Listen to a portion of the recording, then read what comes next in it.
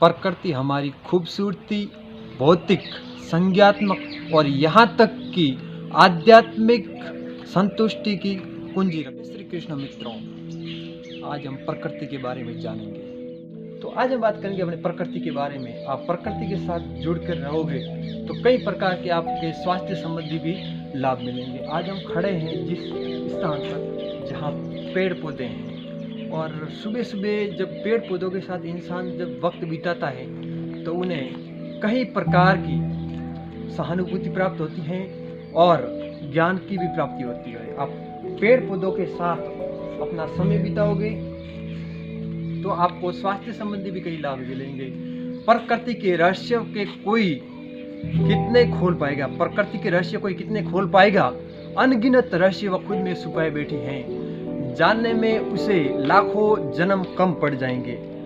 रहस्य का खजाना वह दिल में दबाए बैठी हैं। तो प्रकृति की इंसान के प्रति कई प्रकार की जो स्वास्थ्य से संबंधित, आप कई बीमारी से पीड़ित हो जैसे शुगर वगैरह, तो आप सुबह 6 बजे आप उठो, थोड़े वार्म अप वगैरह करो, एक्सरसाइज, अनुलोम विलोम, उसके बाद आप पेड़ पौधों के साथ समय बिताओ। आपको इस स्वास्थ्य में कई प्रकार की सुधार भी आएगा और आपको एक अच्छा वाइब मिलेगा। पेड़ पौधों के साथ सुबह आप कम से कम आधा घंटा या वक्त बिताओ, आपको कई प्रकार की सहानुभूति प्राप्त होगी। आपको कई प्रकार की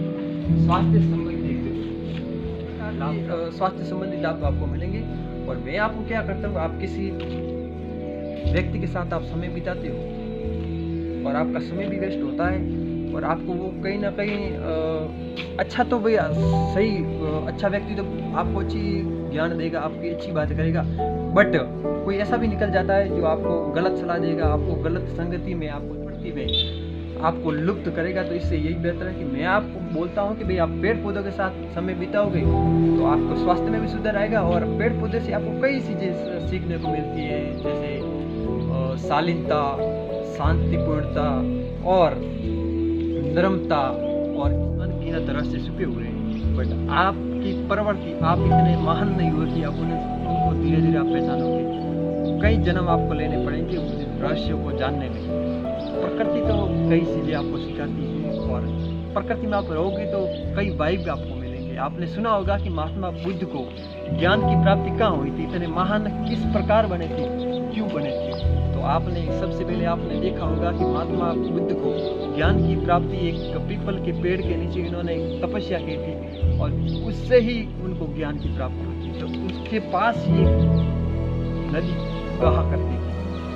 प्रकृति में कई चीज़ें हैं और वो हमें बहुत लाभकारी चीज़ें भी हैं। कई चीज़ें को जानने को हमें मिलेगा और आप ग्रंथ का विचार ग्रंथ में कई चीज़ें आपको देखने को मिलेगी और आपको जानने को मिलेगी। उसमें आपके जीवन में कई परिवर्तन आएंगे और आप महापुरुष की राह पर चलता है और महापुरुष बनता है। उस राह तक मैं ऐसा नहीं बोलता कि आप महापुरुष बन जाओगे, वो तो आपके कर्म किस प्रकार के उस प्रकार फल मिलता है।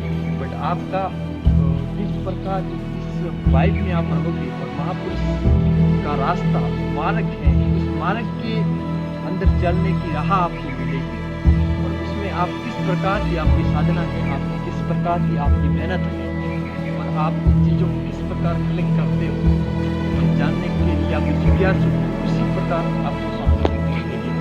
तो अपने तो यही है कि भाई साहब पेड़ पौधे से कई प्रकार की आपको मिलेगी और आपको कई बेहतरीन बहुत धन्यवाद। और अच्छे से जाना इसी प्रकार में आध्यात्मिक और प्रकृति से संबंधित जो अपने जीवन में किसी प्रकार प्रकृति और भगवान के द्वारा हमें जो प्राप्त का भरपूर लाभ किस प्रकार उठाएं और मोटिवेशन से संबंधित मैं वीडियो आप तक पहुंचाऊंगा।